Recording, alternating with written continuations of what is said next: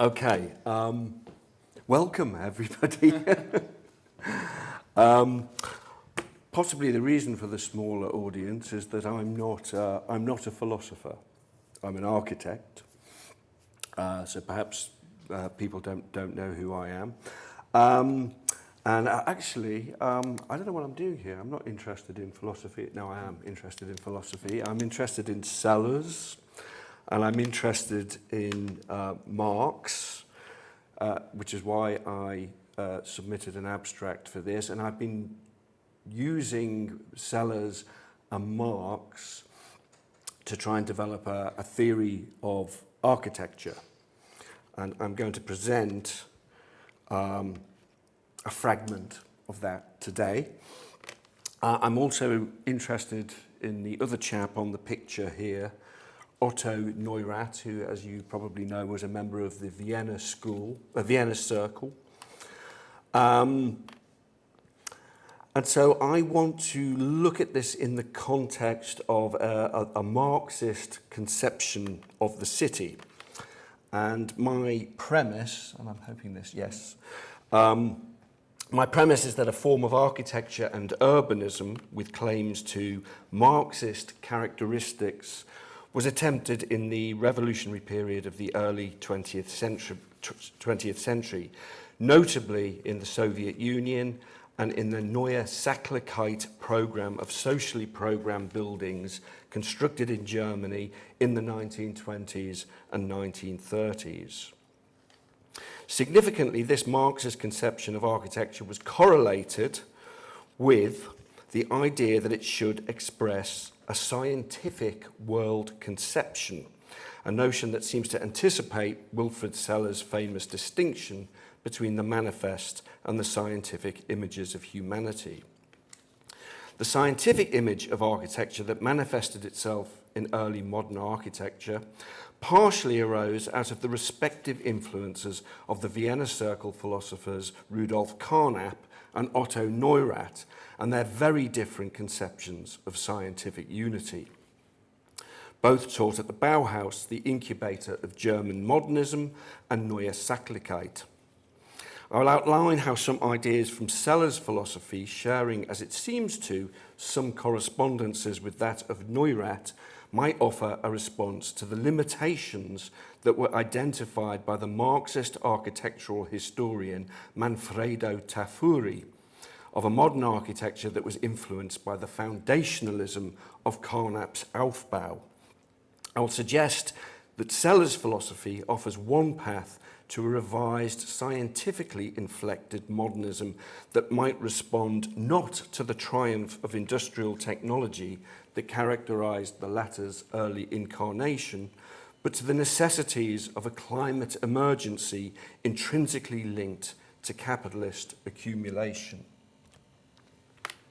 The philosophers of the Vienna Circle and the architects of the modern movement shared a mutual admiration. Both contributed to radical historical departures in their respective disciplines, which sought a new world conception in which science would be the measure of all things. The new world would banish mystification and metaphysics, and for Carnap and Neurath would align itself politically with a revolutionary socialist politics. At the invitation of its Marxist director, Hannes Meyer, Carnap and Neurath lectured extensively at the Bauhaus.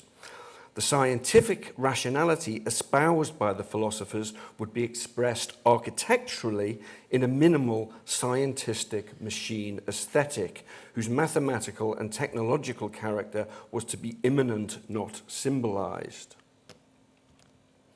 The corollary to this was the idea of standardization and measurement. Building forms would follow function, determined by empirical measurables of quality, such as space standards, levels of daylight, and ventilation, in new social housing developments that would transform the lives of the working class. Meyer's scientific vision of everyday life consisted of weaning it away from idealism towards the one reality we can control, that can be measured, seen, and weighed. Carnap and Neurath shared the Bauhaus's ambition for the shaping of a new form of life which would exclude the decorative, the symbolic, the mystical and the metaphysical. Carnap's adherence to this idea was captured in his admonishment of the painter Kandinsky for the non-factual use of terms like weight and temperature in relation to the descriptions of the qualities of colour, and in his endorsement of Mayer's aim to purge the curriculum of the Bauhaus of the residues of handicraft in favour of a full engagement with the machine.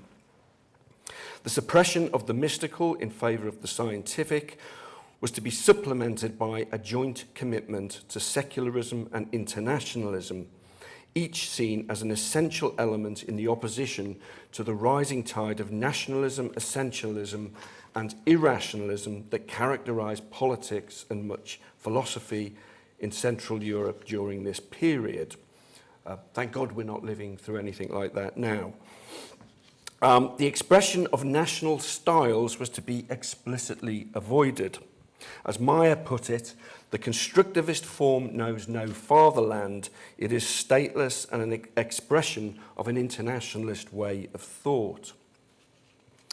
Meyer was particularly impressed by Carnap's text, The Logical Construction of the World, otherwise known as the Aufbau, in which Carnap posited the existence of forms of irreducible basic logic from which larger and more complex combinations would be constructed in a manner in which the latter's transparency would be self-evident. Aufbau was conceived as an interlocking architectonic system of axiomatic logical concepts derived from immediate perception, whose irreducibility and infallibility would guarantee unity, logic, and objectivity. For the Bauhaus architects, the equivalent in their visual language was to be the basic geometrical shapes of square, circle, and triangle, forms which also exhibited an irreducible inner logic, and which could also supposedly be assembled in interlocking combinations to express unity, logic, and objectivity. As such, the new form of life was to be constructed on the one hand through language, logic, and thought, and on the other, colour, geometry, and architecture.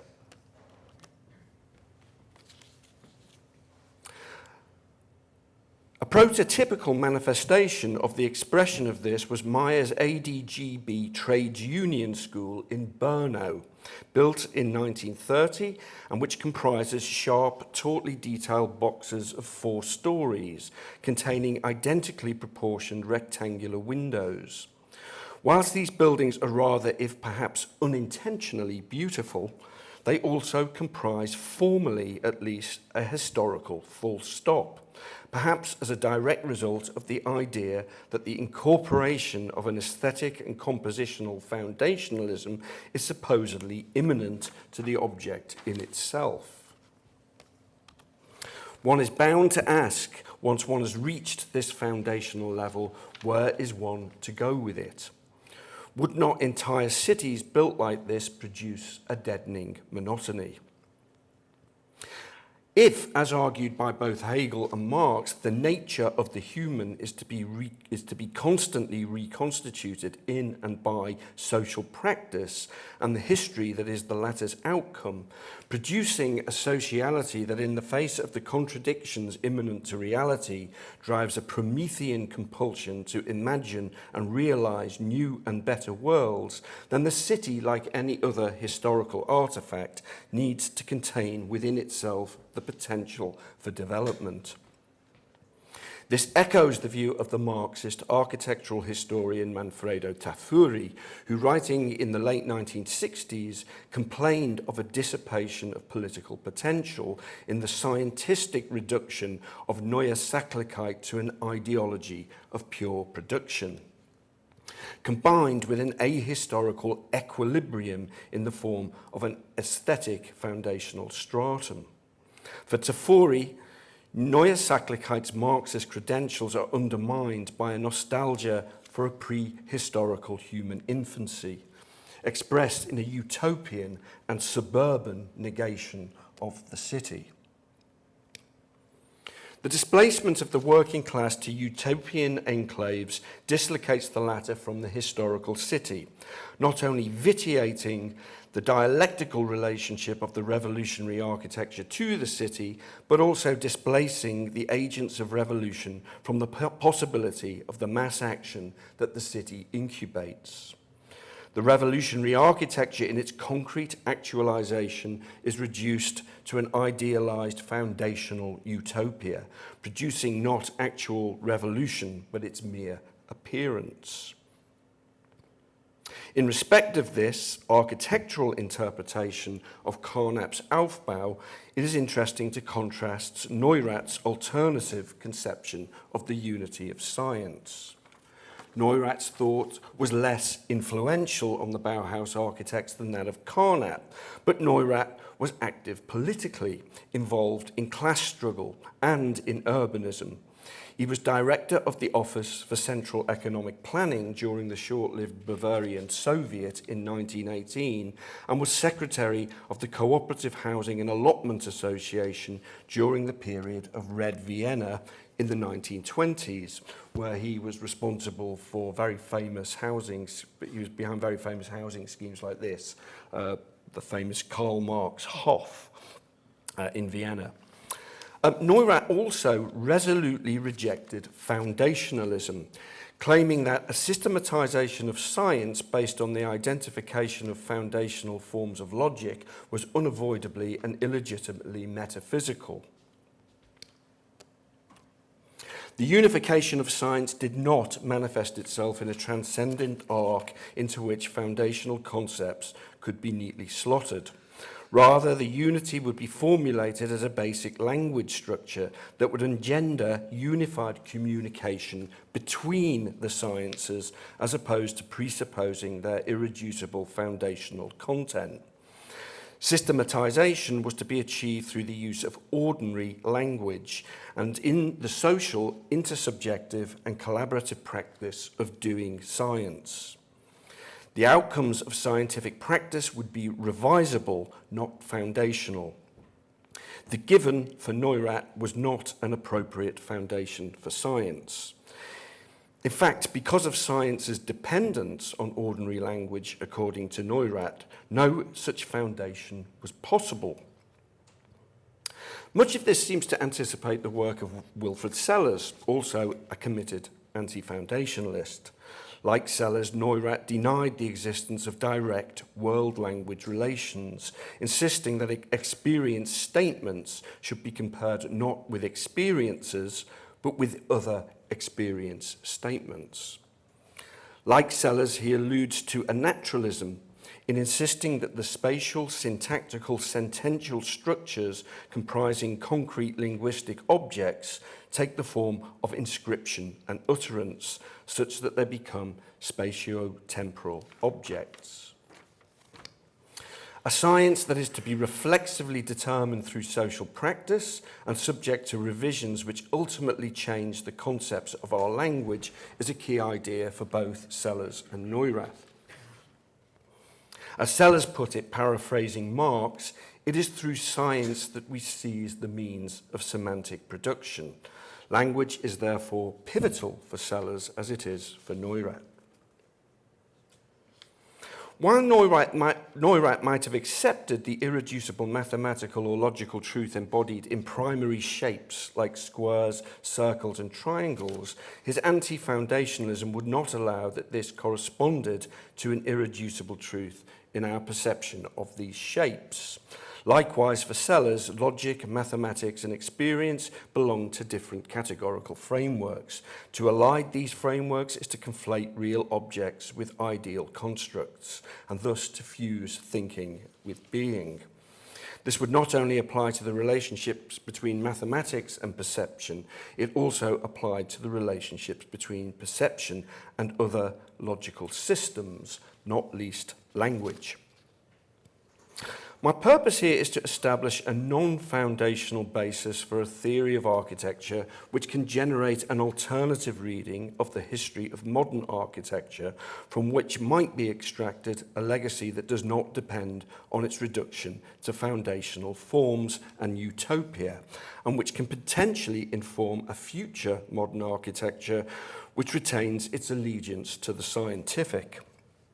Such an architecture will be embedded in the city and its social life so that it adheres to the spirit expressed in a statement that could easily have been uttered by Sellars, but was in fact famously stated by Neurath. We are like sailors who have to rebuild their ship on the open sea without ever being able to dismantle it in dry dock. This anti-foundational metaphor could also equally apply to Marx's contention that the revolution will not take place in circumstances of our own choosing. It could also apply to the idea of the construction of the city in the midst of revolution, taking the form not of a foundational utopia, but as a haphazard renovation, an image that also coheres with the necessity associated with the irreducible natural reality of climate change, in which the recycling or reuse or reappropriation of what exists needs to take precedence over obsessions with the creation of new foundational forms that has characterized architecture since the advent of modernism. One also thinks of the revolutionary act of reconstructing the city, a physical actualization that at times is a form of resistance in itself. One thinks, for example, of how this has been a constant and necessary undertaking for the people of Palestine in the face of 76 years of horrific Zionist violence.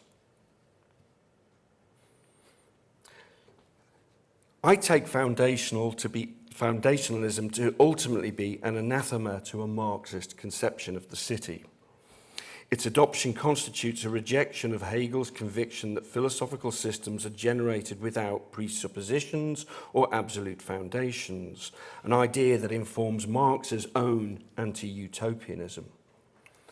For Marx, a notion like the given or the foundational is a form of ideology, presupposing an ahistorical and immutable natural order, in which appearance is presented as reality. An anti-foundational science, as proposed in Sellars' concept of the scientific image of man, asserts the theoretical postulation of imperceptible entities as explanatory concepts that explicate what lies hidden in perceived events and objects.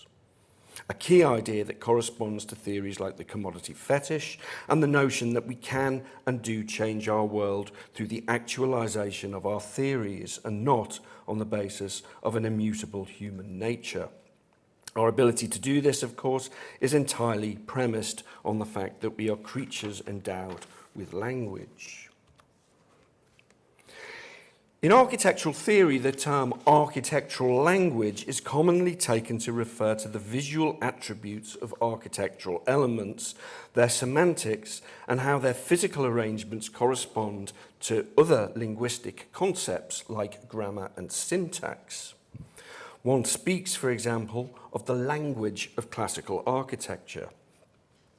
Language is here used metaphorically and is not, to my mind at least, truly linguistic in the Sellars sense of the term. I take architecture to be language, to be like language in Sellars' sense of the term, in that, like language, it is a uniquely human artifact, comprising rule-governed physical patterns in which semantic and practical functions are incarnated. The built environment is inextricably and necessarily entwined with human life and human action.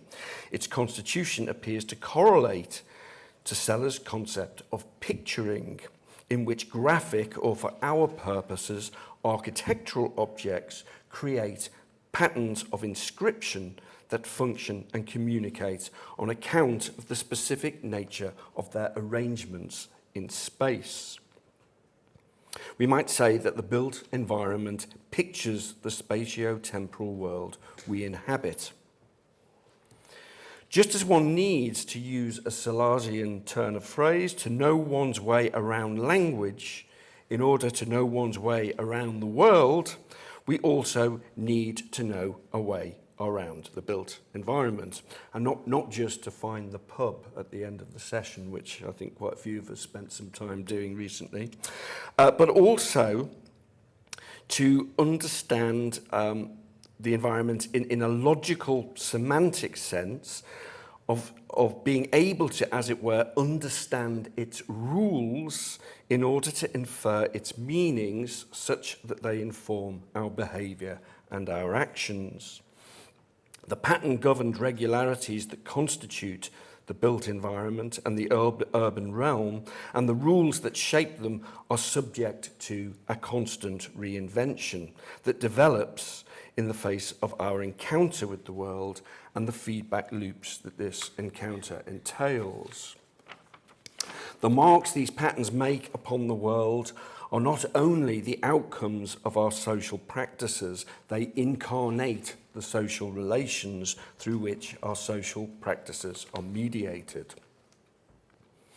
Can we use the resources that Sellars provides to show how the gaining control of the means of spatial production could also be the gaining of control of the means of semantic production? Sellars' famous use of chess to illustrate the distinction between the game and the metagame can perhaps help us understand the relationship of physical objects in space to language. And I'm using here the diagrams that from Ray Brazier's really great essay on Sellars' transcendental logic and true representings, which some of you may know. Could a modified version of Sellars' chess model offer an insight into architecture's revolutionary possibilities? In Sellars' example, the chess game is described in terms of wooden objects arranged in spatial configurations. A bishop placed next to a king in certain circumstances might mean that the king is checked by the bishop. This meaning is determined in a metagame which comprises the rules of the game, which determine the functions of the different wooden pieces. The metagame is not a physical space, but a linguistic space which is entered through what Sellars calls a language entry transition. Within this linguistic space, the fact that this configuration of wooden pieces means that the king is checked is established. The rules say that if the player with the checked king moves a pawn, she will protect her king. Sellars calls this an intra-language move that takes place in the linguistic space of the metagame. The player then makes a language exit transition, re-entering the physical space of the game to alter the physical configuration of the pieces by moving a pawn, and in doing so protecting her bishop. Following Sellars, we might imagine the making of a work of architecture as being analogous to a game with a formal language of a given kind of architecture, say classical, as being analogous to the pieces in a chess game. Like chess pieces, architectural elements are also sign designs with functional roles, walls, windows, columns, balconies, staircases, and so on. As we have seen in chess, the meanings of the game are materially inferred through the readings of the physical positions of the pieces of wood in relation to a metagame of rules. Architecture also involves the spatial relationships of objects whose meaning is determined by rule-governed practical competences. In the chess example, the meanings of the chess pieces are not intrinsic to the forms of the objects themselves. They are determined by a functionality instantiated in the rules of the metagame. Indeed, the game could be played using pieces of any shape. Squares, circles, rectangles, cubes, and cylinders, for example, could also be endowed with the powers and functional roles of queens, bishops, knights, and kings, without the game of chess being affected in any way. Taking the architectural analogy a little further, the pieces in the game of architecture, squares, circles, rectangles, cubes, and cylinders, in the case of modern architecture, replace the traditional classical elements to become the balconies, window openings, stairwells, blocks of accommodation, and so on. In the chess analogy, within the game, one might play the game of design by making a symmetrical composition of regularly repeated vertical elements before making a language entry transition to the metagame, in which the rules determine that the composition correlates to object expressing social hierarchy and power. Within the metagame, one might say, if the composition expresses hierarchy and power, impose one or more horizontal elements that create asymmetry and informality. Making a language exit transition from the metagame to the game and from the space of language to the space of objects then entails introducing one or more horizontal elements to the composition and deploying them asymmetrically. It should be noted here that architectural elements have variables with which the chess pieces are not endowed. Elements can be bigger or smaller, they can be arrayed in repetitive patterns and so on. As with language, these patterns not only follow rules, they also contribute to changes in the rules, which are reflexively and discursively generated through the social practice of doing architecture. If we might stretch the chess analogy that little bit further, with its radical aesthetics, forms of composition, and integration of new technologies and new social programs, modern architecture arguably changed the rules by adding new pieces to the game. As the Marxist philosopher Henri Lefebvre puts it in his book, The Production of Space, around 1910, a certain space was shattered. It was the space of common sense, of knowledge, of social practice, of political power, a space hitherto enshrined in everyday discourse, just as in abstract thought. This was a truly crucial moment. What is being described as shattered here is a Euclidean space that since the Renaissance in Europe had created a common rule-governed spatial language.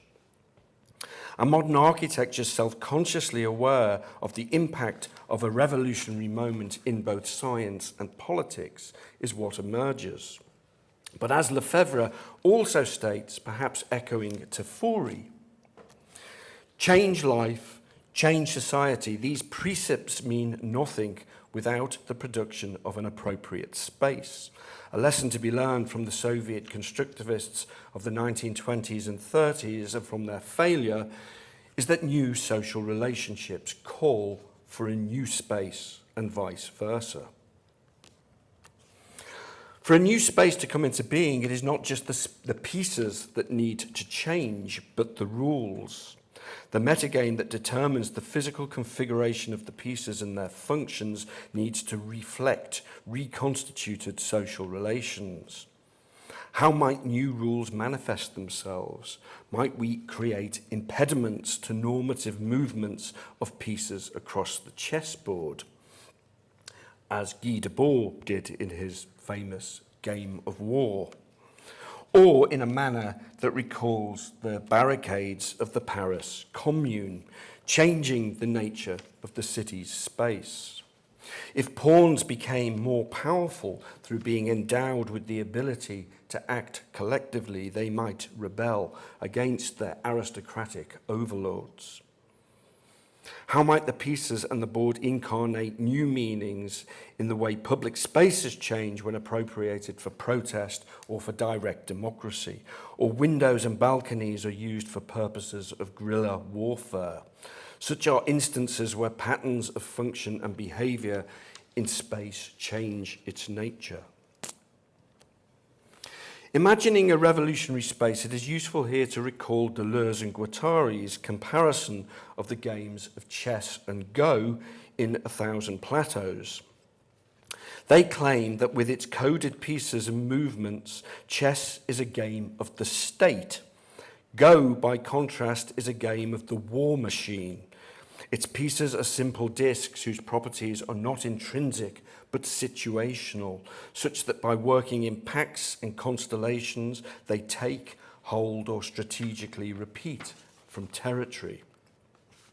In Go, the functional role of a piece is determined by its position in space at a given moment, rather than through any intrinsic characteristics. This, of course, does not mean that Go does not have its metagame. Sellarsian language entry and language exit transitions still apply in the moves between game and metagame. But arguably, Go offers a better analogy for the description of a revolutionary space than chess, whose pieces enjoy a semantic functionality that remains comparatively stable, in a way in which the pieces in Go do not. The latter's functional roles are fluid and respond to the contingencies of a specific spatial situation.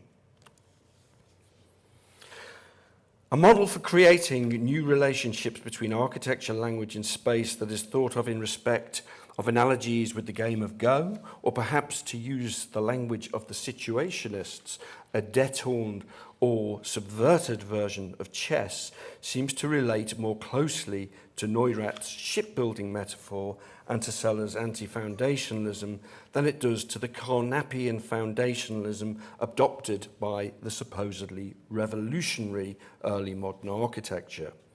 Whether this gets us around Tafuri's objection to modern architecture's utopianism is a more difficult question. However, I contend that it offers a more accurate and richer way of interpreting how a revised modern architecture's radical meanings might be generated through a complex self-reflexive functionality at the levels of game and metagame, rather than the reduction of its meanings to those of a set of foundational forms, laden with a metaphysics whose objectivity cannot be perceptually accessed. Does the shipbuilding metaphor suggest a way in which the road to world building, foreclosed to a modern architecture constrained by the use of forms and social organizations that are construed as foundational and utopian, might be reopened in an age of climate emergency? It is in an application to architecture analogous to Neurath's application of language to science and Sellars' application of science to language as being grounded in social practice that seems to offer richer possibilities for the expression of the logical and the rational and indeed the revolutionary in an architecture in which there is no necessity that transparent logic must translate to transparent construction and form. Thank you.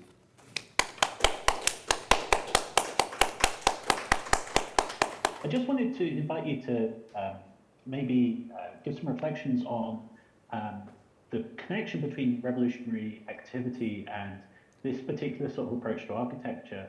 I'm thinking especially in the light of the IDF's usage of Deleuze and Guattari's work on architecture in their training of their sort of anti-guerrilla warfare tactics in their operations, right? And so I wonder, can we posit such a tight connection between revolutionary activity and this sort of anti-foundationalist thought, or is it just a sort of powerful set of thinking tools which can be used for good or for ill, depending on material circumstances? Thank you. Thanks for the question, which is provocative and interesting, and possibly requires a different lecture, another lecture altogether, but I will have a go at trying to answer it. I think what's kind of interesting is how we conceive of space. I mean, we as architects work with this entity, if you like, called space, a spatio-temporal order.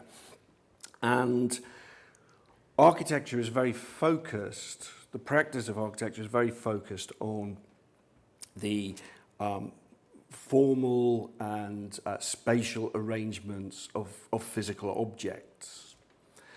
And I think one of the things that's kind of useful in some of kind of Deleuze-Guattari, who I don't always agree with, by the way. They're sort of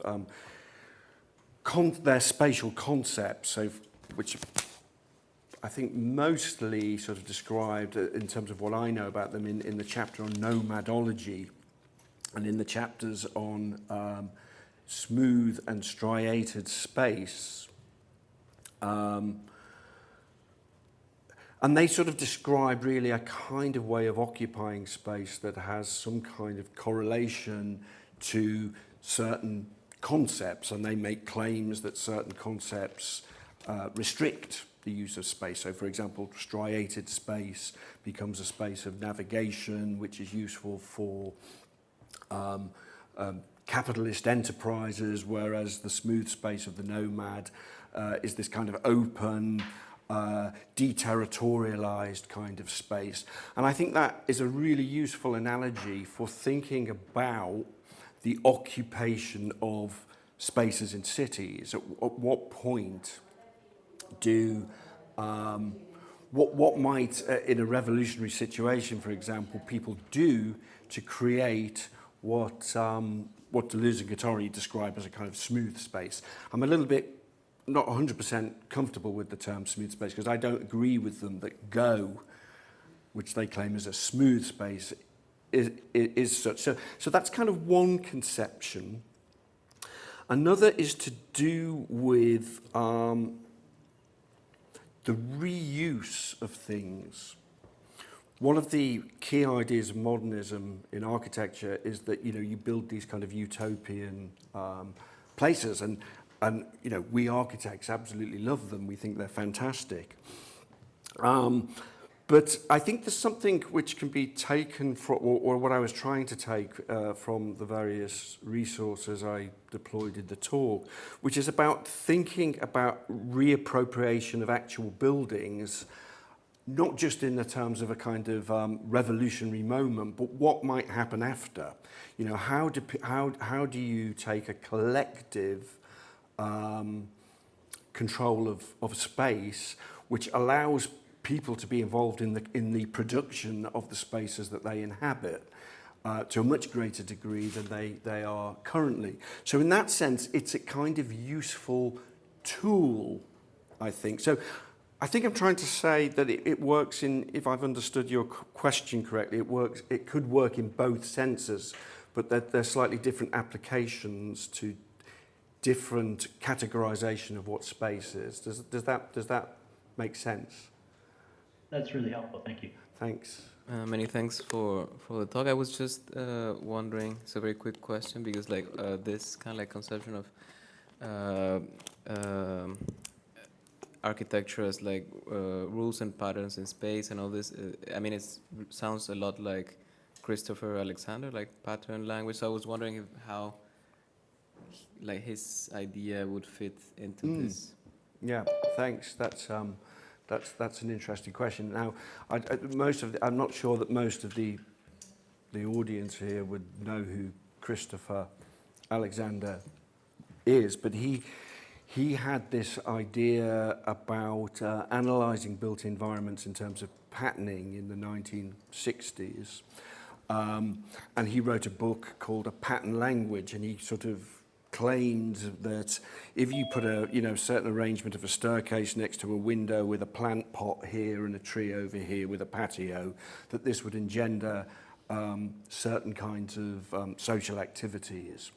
And it's kind of an interesting idea. One of the interesting things about Christopher Alexander is that he's very popular amongst computer scientists, because this conception, this spatial conception of his, they see it as being very kind of interesting. And I have some sympathy for the Christopher Alexander position. Where I'm not so sympathetic with Christopher Alexander is that his patterns are always using a very, very traditional language of architecture. So it's kind of, the sort our king here would like, who famously, as I think you probably know, intervened and hates modernist architecture and often speaks about it.